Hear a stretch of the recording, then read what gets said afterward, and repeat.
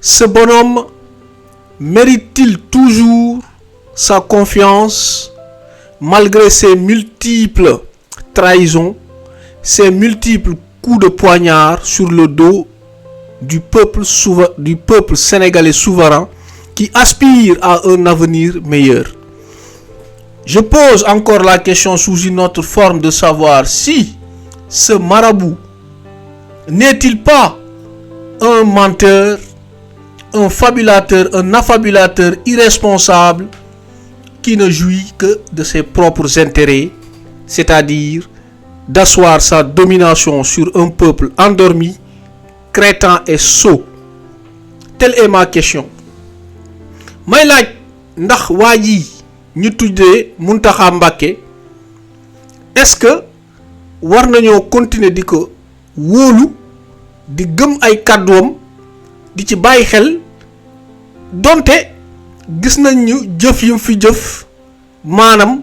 que ni waa ji lu ñu mën a wax mooy dafa di koo xam ne dafa wor peuple Sénégal moom ak Macky Sall ñoom ñaar ñoo tëgg seen complot tëgg seen wëndeel dugal ay sénégalais jaxase leen ba jamono yi Sénégal tàggatem bi nekk ci situation bu catastrophique. waaye nag li ma jaaxal ci loolu yépp mooy que ni sénégalais yi ñaari complices yi di Macky Sall ak Mountakha Mbacké sénégalais yi daal boo xoolee dafa mel ni jëwriñ Macky Sall la ñu ñeme waaye ñu ragal taalibe Mountakha. loolu jaaxal ma lool. lu tax ma di ko wax mooy parce que sax yéen a ngi gis démb def naa benn vidéo di ci wax li sénégalais yi xalaat, ñenn ci sénégalais li ñu xalaat ci visite waa Yewwi Askan bi ñu def barki démb ca Touba ngir sàkku ci Mountakha Mbacké ndax mu mën a wax ak mag Ousmane Sonko su ko defee Ousmane Sonko mën a dàkkal xiifalam gi mu nekkee. waaye tey jii nag damay joxe sama xalaat dëggantaan ci nan laa gisee waa ji ñu tuddee Mountakha Mbacké jëfinam ak ni muy doxalee laay juger tey laay wax dëggantaan lan laa ci xalaat ndax moom Mountakha Mbacké gisoon nañ keroog ci biir vidéo moom Mountakha Mbacké ay taalibe wër ko mu yor ab boolu tàndarmaam di ci ñaan nee na pour que buñ demee jël bool yooyu jox ko Ousmane Sonko su ko defee Ousmane Sonko dàkkal xiifalam ak maralam bi mu nekkee mu bàyyi ko. xam nga yéen a ngi gis mi ngi nii di ñaan moom nee na moom Mountakha Mbacké ñaan na loolu la wax ba tufli ci kaw tàndarma yooyu tuf ba noppi jël jox leen ko. ma gis ay làppato di ci tàllal seen loxo mel dañuy sàkku ñaan xam nga làppato moom gëmul boppam xamul dara fu mu gis nit di tifli rek jàpp ni ay ñaan la ñu topp ko jàppale ko ànd ak moom ci loolu noonu moom Mountakha Mbacké. waaye li ma gën a intéressé dëggantaan lu tax may gën a analyser li Mountakha lim nekkee ci réew mi ak dil yim nekkee mook Macky Sall. texte bii maa ngi ko gis benn waay juñ tuddee Seydina Omar Ba di nit koo xam ne ku crédible la en tout cas à mes yeux damaa gis nit ku crédible la nit la koo xam ne lu mu dugal loo gis lu ne dafay doon loo xam ne lu nit mën a teg baaramam la lu nit mën a wóolu la te man wóolu naa moom Seydina Omar Ba te doon taalibe Sëñ Touba yaakaar naa moom nag lim def ci paasam bi wax na fi lu am solo loo xam ne waxtaanu biiru néeg la de source sûre mu doon ay waxtaan yoo xam ne waa Yewwi Askan Wi amaloon nañ ko ak Mountakha Mbacké ca Touba mu di ko wax ci français wax naan cas Ousmane Sonko ce que Serigne Mountakha Mbacké a vraiment dit à la coalition Yewwi Askan Wi gis nga lii ay fuite la te ay fuite la yoo xam ne c'est crédible moom nee na Serigne Mountakha Bachir Mbacké Khalife général des Mourides a reçu en audience hier, mardi 23 août, une délégation de la coalition Yewwi Askan Wi, dirigée par le président de la conférence des leaders de cette coalition, Habib Sy, et composée de Aïda Mbodj, Maïmouna Bousso, Birame Souleye Diop, Moustapha Guirassy, Abbas Fall Malick Gakou, Mamadou Lamine Dianté et Ahmed Aïdara. nee na j'espère que li muy wax dégg nañ ko ñun ñëpp dégg nañ li muy wax ci français la ko waxee mais jàpp naa ñun ñëpp dégg nañ ko. nee na selon des sources bien informées et proches du khalife, tu vois ça veut dire que li ñu fa waxtaanee kenn waxu ko ci kaw waaye am na fa ay émissaires maanaam ay top yu fa nekk daal yu jotal rotal yi wax ni après avoir longuement et attentivement écouté les explications du chef de la délégation afférente au contexte de l'actualité politique dans le pays, plus précisément l'affaire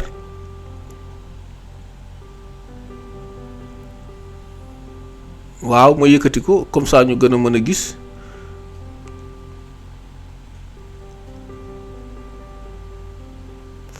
l'affaire qui cristallise depuis quelque temps l'attention de tout le pays,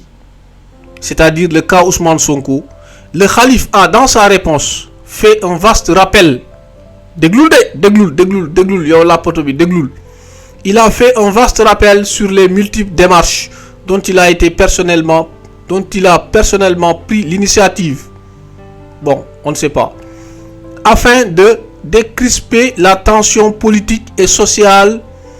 plus que délétère qui prévaut dans le pays depuis quelques mois.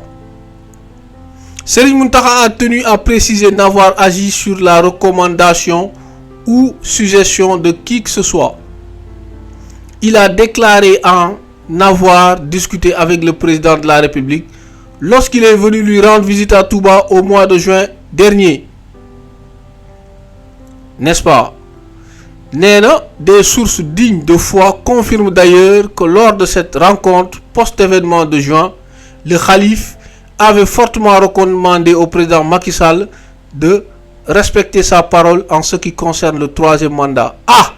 ça c'est une question de troisième mandat qui ne nous regarde pas. On parle de l'emprisonnement d'Ousmane Sonko. Actuellement, c'est une affaire liant Ousmane Sonko et Macky Sall, mais pas une question de troisième mandat qui lie Macky Sall et les Sénégalais. On n'est pas dupes. Mouni, lors de cette rencontre avec le président, le khalife lui avait signifié qu'il souhaiterait, c'est au conditionnel, ça dit le président lui-même a le choix, n'est-ce pas? Il a le choix, n'est-ce pas? Parce qu'il parle au conditionnel là. Légui,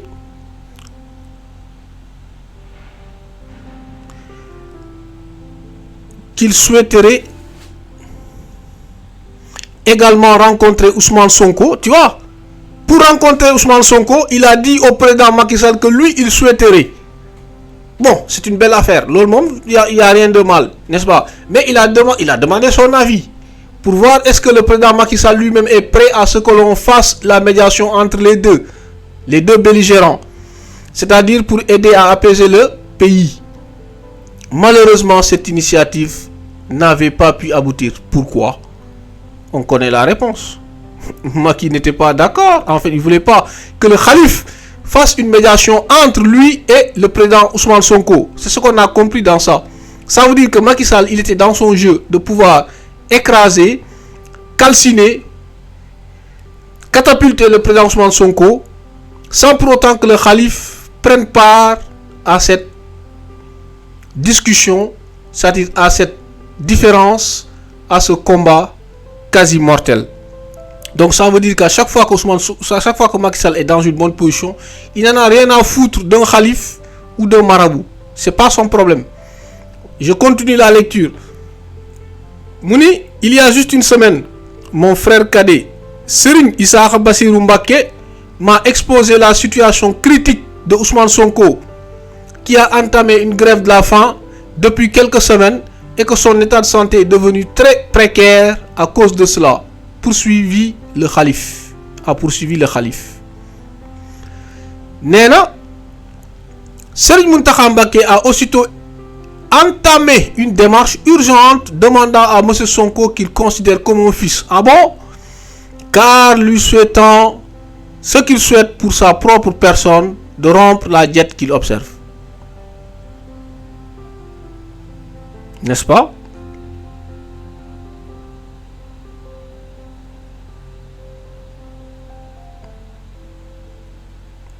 On continue. C'est dans ce sens que Serigne Mountakha a reçu des proches. Ah, ça veut dire quoi? Ça veut dire il a reçu. Mais ça, ce message-là même est très tordu. Hein. Le calife voulant voir monsieur Ousmane Sonko n'a pas envoyé d'émissaire, mais ce sont les proches de Ousmane Sonko qui sont allés vers lui. Ah, ça c'est bizarre. Hein. J'ai pas compris. Mais on continue. C'est dans ce sens que Serigne Mountakha a reçu des proches de Ousmane Sonko lui demandant de mettre fin à sa grève de faim. J'ai même appelé le président de la République Macky Sall, indique le calife, pour aborder son cas. Ce dernier m'a fait savoir à cette occasion que si Sonko mettait fin, c'est ce qui nous intéresse en fait. Phrase bini, c'est ça qui nous intéresse, c'est ça qui m'intéresse le plus. Ce dernier m'a fait savoir, c'est-à-dire le président Macky Sall a fait savoir au calife des Mourides Mountakha Mbacké à cette occasion que si Sonko mettait fin à sa diète, le dialogue serait possible. C'est-à-dire le dialogue qui a été fait au palais de la République serait remis sur la table et imposé à Ousmane Sonko pour que Macky Sall puisse faire son troisième mandat probablement, puisqu'il n'a pas encore renoncé. Déclare le guide religieux. Mais je ne veux pas m'immiscer dans ce jeu à relent politique. Très bien. C'est Mountakha qui parle. Hein? Ma démarche n'est guidée que par l'esprit de compassion islamique, estime Serigne Mountakha. Selon toujours ces sources, hein, s'agissant d'Ousmane Sonko, la Khalife a déclaré: je veux simplement dire à Ousmane Sonko que cette méthode de lutte pourrait lui causer,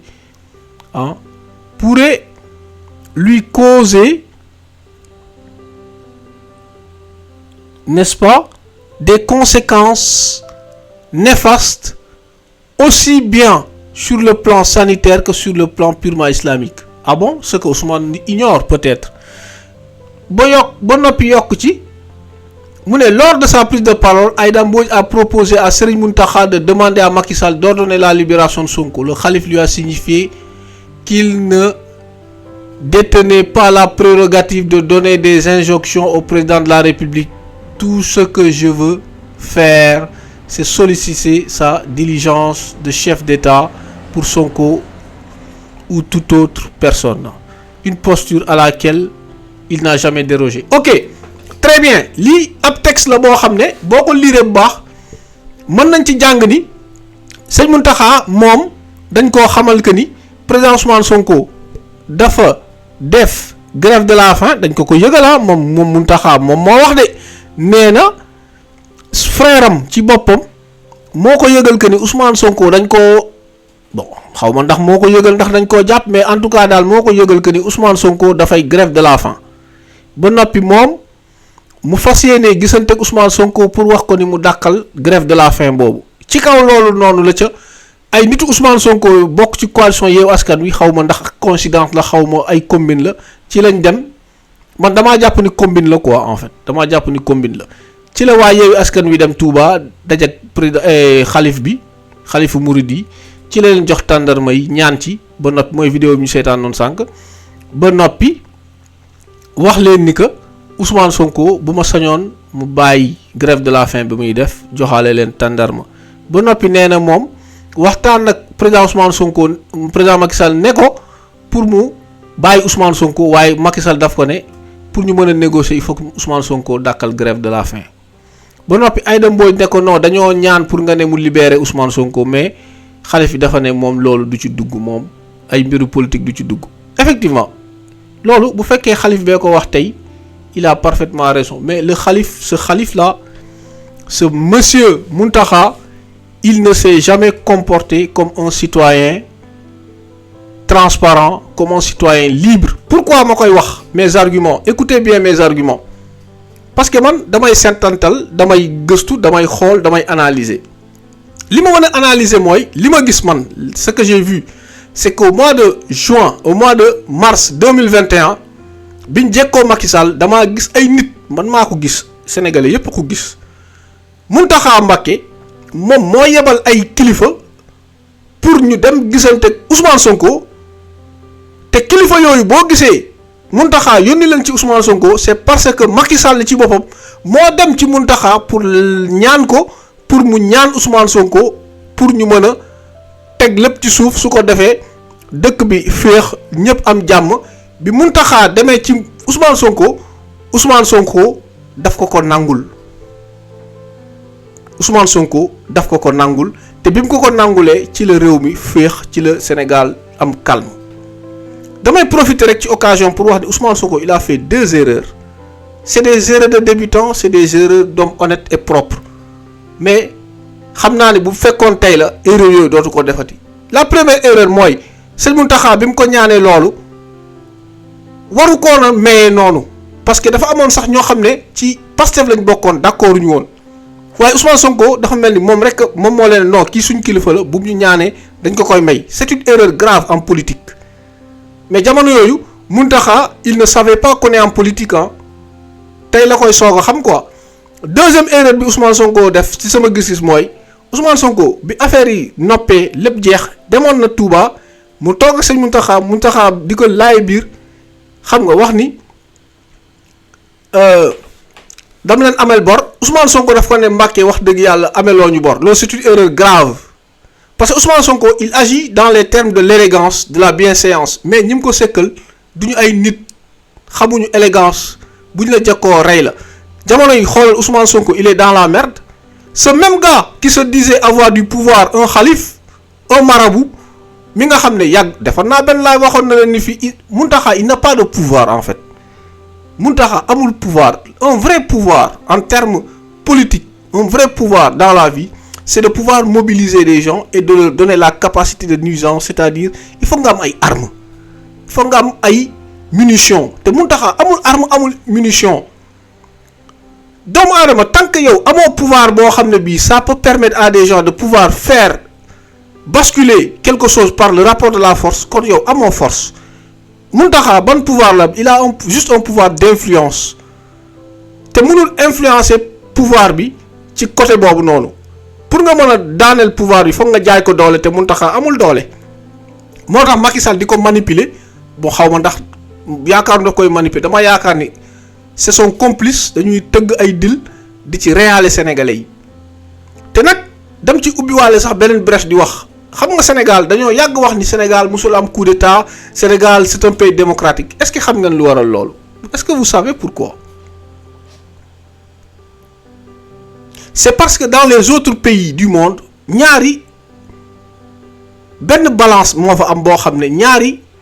tableau la am maanaam ñaari plateau pouvoir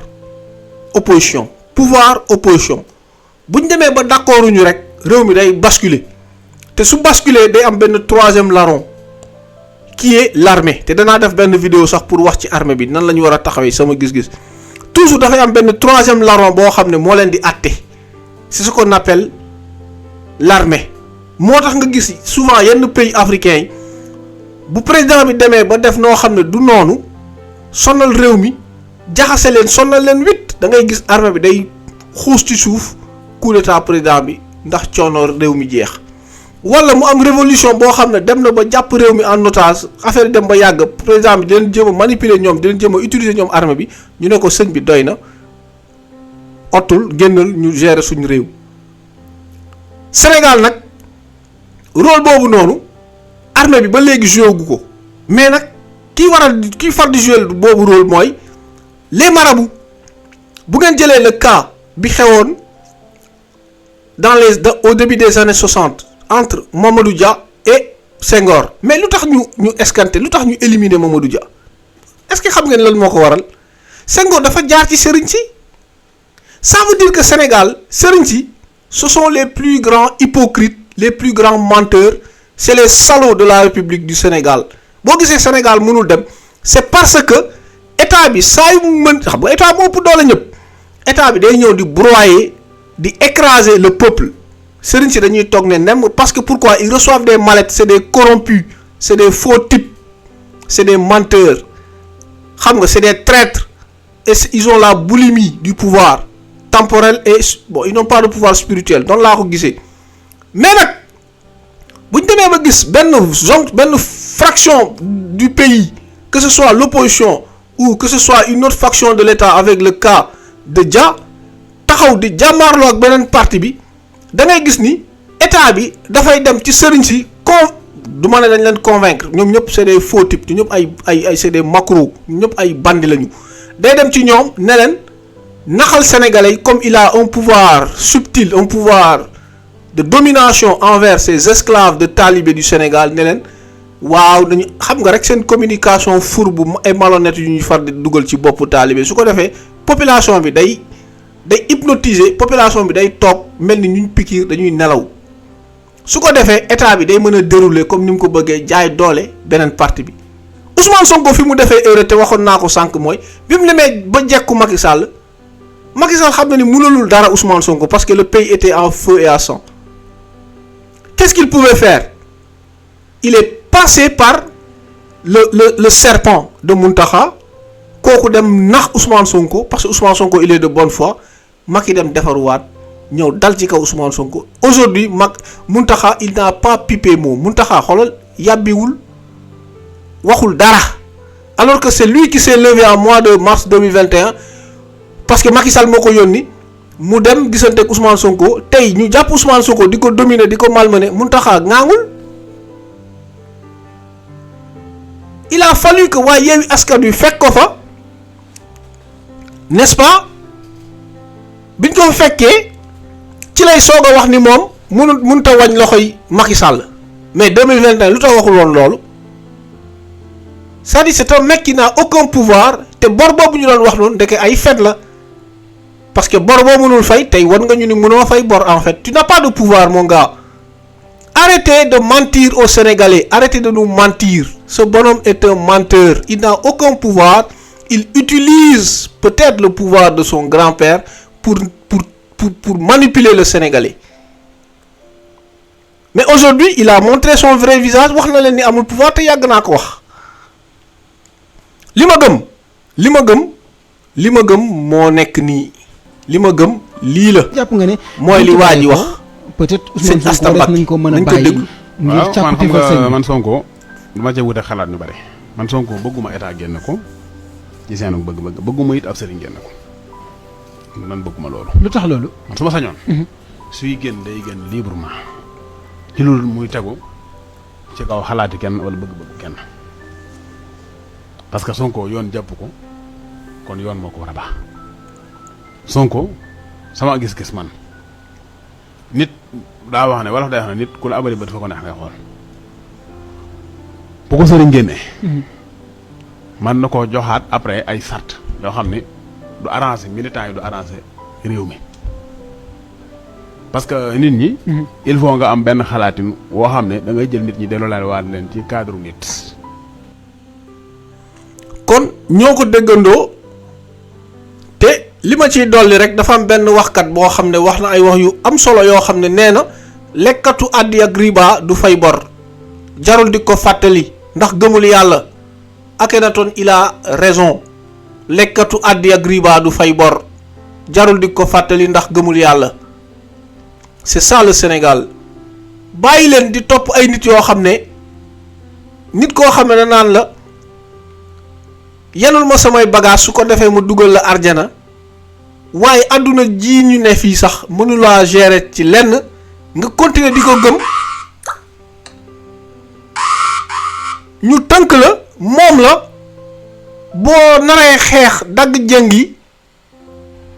mu yolos yi ñëw di wax ak yow pour que ki la tere am jàmm gën a defarwaat ñëw dal sa kaw nga naan kooku moo la yóbbu arjana munoo xippi say bët xool xalaat dama ne le Sénégal est foutu si on continue à jouer comme ça on est mort fu ñu jëm amul ndox wax dëgg yàlla nañ leen utiliser suñu xel di bàyyi di topp ay nit yoo xam ne seen intérêt propre intérêt personnel moo leen tax a jóg te loolu Mountakha ci loolu la ne def na ko 2021 tey wane na kanamam bor bi mënu ko fay te xamal nañ ni amul lu mu ko fayee donc fenkat la mënul fay bor amul lu mu fayee bor kon dafa war a xam boppam toog place am que muy jël ay sénégalais di leen sacrifier xoolal tey Ousmane Sonko situation mu nekk xoolal 1100 personnes yu ne ci kaso yi jamono yii lan moo leen ci dugal lu tax ces gens-là sont en train de croupir en train de mourir à cause d'une personne boo xam ne dafa ñëw casser la révolution ba tey taxaw ne moom munu ci dara quoi en fait lu tax ngeen di topp façon nit yooyu ngoo xam ne amuñu valeur amuñu compétence ay fenkat lañu ay seytaane lañu c'est des ay hypocrite lañu lu tax sénégalais di topp façon nit yooyu ah xoolal yi tàndarma Ousmane Sonko wóolu ko lool gëm ko ndekete ñaan yooyu yëpp ay tëfli la xaa tëf du la indil dara am tàndarma dog pour lan maanaam Ousmane bu dogee Macky Sall am lu ko neex quoi c'est ce que ça veut dire mais mon gars il faut régler le problème que d'essayer d'utiliser de la subtilité pour essayer de casser la tête du Sénégalais. Ousmane Sonko il s'est trompé de bonne foi parce qu'il t'a écouté en 2021 te encore il s'est trompé bi mu demaatee Touba nga naan yaa ko amel bor mu ne Mbacké wallaay amelooñ bor parce que Ousmane Sonko il est dans l'élégance mais ces gens-là ils sont pas élégants ils sont fourbes et malhonnêtes buñ la jekkoo def la ko donc il ne faut plus que l'on fasse une erreur Sénégal le pouvoir spirituel dafa war a dégager se mettre à l'écart s'il n'a pas le courage s'il n'a pas bon je dirais pas les couilles mais xam nga s'il n'a pas la force quoi les nerfs pour pouvoir tenir contre le pouvoir qui opprime le peuple kon nag il faut en tout cas moi je me démarque totalement de ces pratiques de ces gens yi nga xam ne seen bopp la leen ñor di nax sénégalais bi xool Ousmane Sonko gentil qu'il est homme sincère et juste qu'il est se faire laminer se faire duper par ce serpent de Mountakha c'est terrible quoi ah lii dafa xam nga lii bon c'est piteux yaram day daw sax ah il n'a même pas dañ na suñ sëriñ si non mais suñ sëriñ si ñooñu tarrel suñ sëriñ si ñooy neutraliser sénégalais di leen jox ay Doliprane ñuy nelaw c'est ce que Mountakha il fait boo ko waxee ay la porte de talibé taxaw ñu am ñuy wax ah xoolal tàndarma ji il te ment en fait Ousmane Sonko arrête d'écouter ces gens-là c'est des cancres là dañ lay dugal nañ la ba noppi ah dugal nañ la ba noppi c'est terrible mon gars c'est terrible en tout cas Mountakha il n'est pas fiable je le considère personnellement c'est personnel je le considère comme un menteur comme un fabulateur un affabulateur un hypocrite c'est un traître à la nation il est en train de tuer lui et son complice de Macky Sall des fils sénégalais qui meurent actuellement en prison parce qu'il a eu la traîtrise de venir nous dire que il a la capacité de régler le problème qu'il n'a pas pu régler et il l'avoue lui-même aveu de faiblesse comme il n'est pas capable de pouvoir tordre le bras de Macky Sall et qu'il n'a jamais pu faire. Pourquoi il tord le bras de Ousmane Sonko? Pourquoi il le fait? Pourquoi ngay def loo xam ne lii day yàq réew? Pourquoi vous faites ça? Mais boo gisee moom pouvoir bi dafa am ay talibé yu koy topp ay lappato moo tax un peuple plein de lappato est un peuple sans avenir. Tu vois le Sénégal jamono yu ñu nekk gis ngeen lu xew Sénégal ndaw ñaa ngi génn rek d'un seul coup bam les gens ils sortent du pays parce qu'ils voient un avenir sombre pour le Sénégal. L'avenir il est obscur et celui qui en était complice pour mettre ce pays dans cette situation chaotique c'est Mountakha Mbacké, le khalife des Mourides, lui en personne, en complicité avec le prince Macky Sall pour tuer les Sénégalais, manipuler pour leurs propres intérêts personnels. Ousmane Sonko est en train de mourir. Il se meurt à l'hôpital sans défense ni protection parce qu'il a fait confiance à un vipère qu'il a broyé et l'a noyé et l'a jeté dans le pétrole. C'est malheureux. Damaa yërëm Ousmane Sonko waroon ngaa topp xëy na sax peut-être Père Noël mais da nga war a xam noo koy toppee. Trop de confiance c'est pas bon. Ousmane il est honnête. Ousmane il est honnête, il est pur en fait, il est très pur Ousmane Sonko, mais il a été entouré par des vautours quoi, par des vautours. C'est ça la réalité, la triste.